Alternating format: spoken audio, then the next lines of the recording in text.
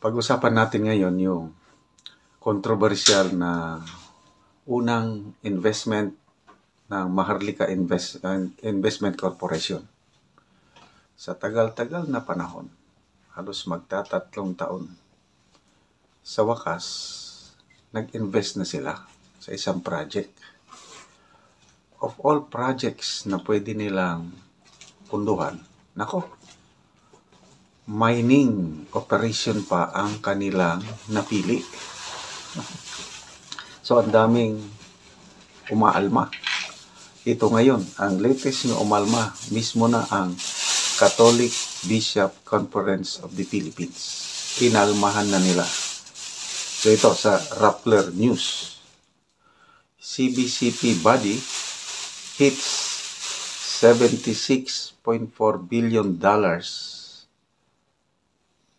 $76.4 million Maharlika investment in mining company. So, March 3 by Paterno Ismael II. Okay, yung Caritas, okay, the social arm of the Catholic Bishops Conference of the Philippines criticized the $76.4 million investment of the Maharlika Investment Corporation, which manages the country's first sovereign wealth fund, a mining company. In a statement on Monday kahapon, Caritas Philippines said the decision of MIC to invest in Makilala's mining company contradicts the Maharlika Fund's purpose to spur economic growth while threatening, ito ang masama, threatening communities and undermining responsible ownership. So, si Kidapawan Bishop Jose Colen Bagaforo, President ng Caritas Philippines, ito yung sinabi niya.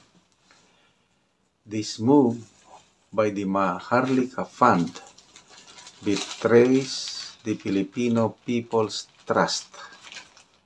Instead of supporting industries that promote development and sustainability, the government is channeling resources into extractive projects linked to displacement, deforestation, and human rights abuses.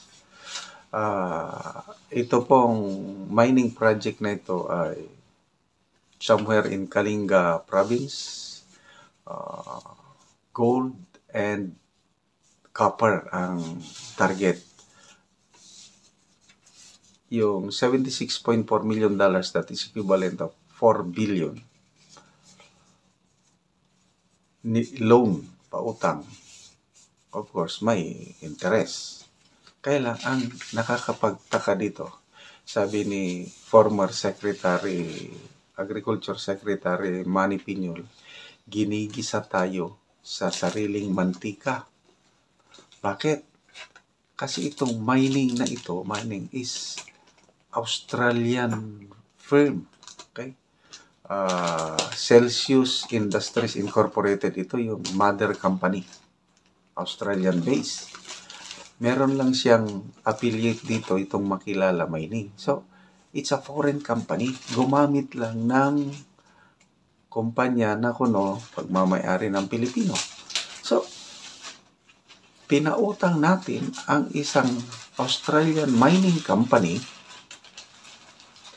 para kunin ang ating mga gold and copper. Ano ba yan? Kaya nga, ginigisa tayo sa sariling mantika. Ang daming pwedeng mapaglaanan ng investment. Bakit mining pa? Kaya, salamat dito sa Caritas Philippines. Salamat sa CBCP na nagsalita na. Kailangan tutulan natin ito dahil destructive ang mining. Nung na-assign ako sa Mindoro, mayroong Nakalimutan ko yung mining company na nagsisimula na. Merong kukunin na mineral sa Mindoro. Limutan ko kung ore ata, ore, O-R-E, or mineral ore. Nakakalbuhin yung bundok. Talagang open pit mining. Ako, again, simbahan ang nanguna. Kami naman sa army, ano lang kami, tinitignan lang namin na hindi sila mapasukan ng mga makakaliwa. Kaya nag-prosper yung protests ng mga tao sa pangunguna ng simbahan. Kaya hindi natuloy yung malaking mina sana sa Mindoro Island dahil tinutulan ng mga tao. So I don't know sa Kalinga kung nakausap na ba nila ang mga tao doon, yung mga natives, pumayag ba sila? So ano ba itong nangyayari sa ating wala na bang ibang investment? Okay. Sabi pa niya na Bishop, economic development should not come at the cost of human dignity and environmental degradation. Okay, ito, may nababasa akong comments. Nako, sabi nila, may congressman dyan, hindi ko na lang pangalanan, na ang negosyo ng kanilang pamilya is mining. Baka yan na, sila rin ang nagninegosyo. Bakit magpautang ka naman lang? Pautangin mo ang isang foreign company, yung Celsius Industries Incorporated, gumamit lang ng Filipino company, tapos huhukayin ang ating ginto, tapos may share pa sila.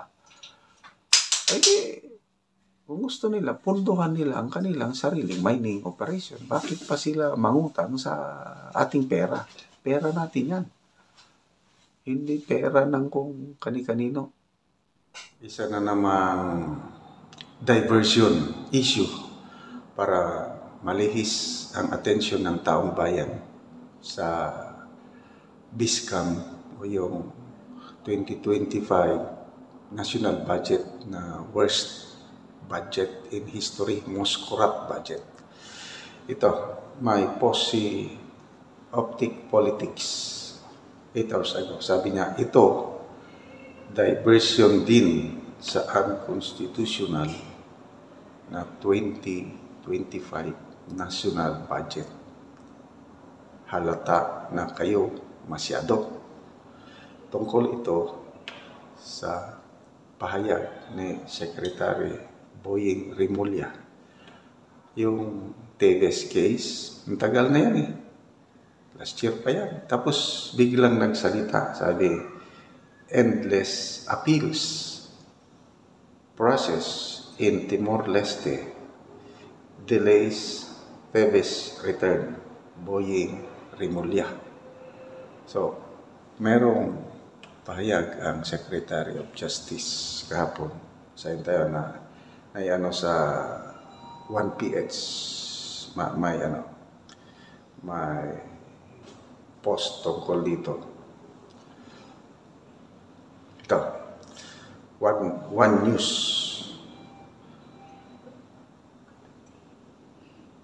Justice Secretary Jesus Crispin Rimulya said the extradition of former Negros Oriental Representative Teves is facing delays due to Timor-Leste's young judicial system.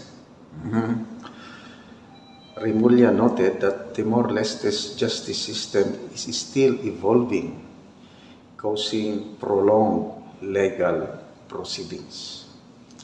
Ito yung exact word ng Secretary. The appeal process in Timor-Leste seems to be endless, but we will get the news very soon. They have a very young judicial system. It is not yet mature. We do not really know the limits. They are still figuring out a way to make the justice system as sophisticated as ours. Oh, ang galing daw. Ang ganda daw ng ating justice system naman. Baka mag-react ang Timor-Leste nito dahil sabi niya, bata pa kayo. Wala, ang tagal-tagal ninyo. Okay. He assured the Philippine government will persist in pursuing Tibet's extradition and is in communication with Timor-Leste's government to facilitate the process. Ang tanong, ito ba ang concern ng taong bayan ngayon? Yung kay Tebes na extradition? Interested ba kayong malaman? Ano ba ang main issue ngayon? Hindi ba ang national budget na tinaguri ang worst budget in our nation's history? Di ba halatang ano na naman nun eh? Ano bang issue noon? I think nung pumutok yung BISCAM, yung blank items, bigla na naman nagsalita ang DOJ Secretary, binanggit niya nga pwede makipagtulungan ang gobyerno sa ICC para makapasok. Doon na naman eh. Para tayo, ang pagtuunan ng ating pansin, ICC, hindi yung BISCAM.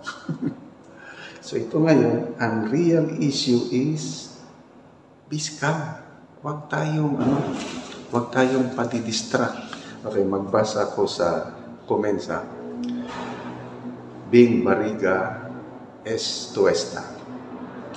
Boyeng, no matter how much you smother it, the truth remains.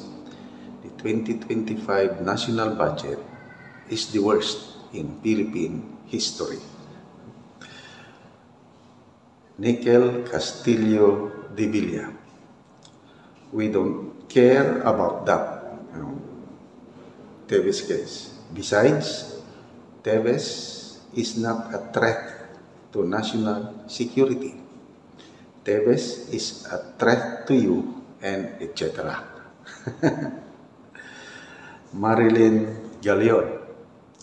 Who cares about endless appeal?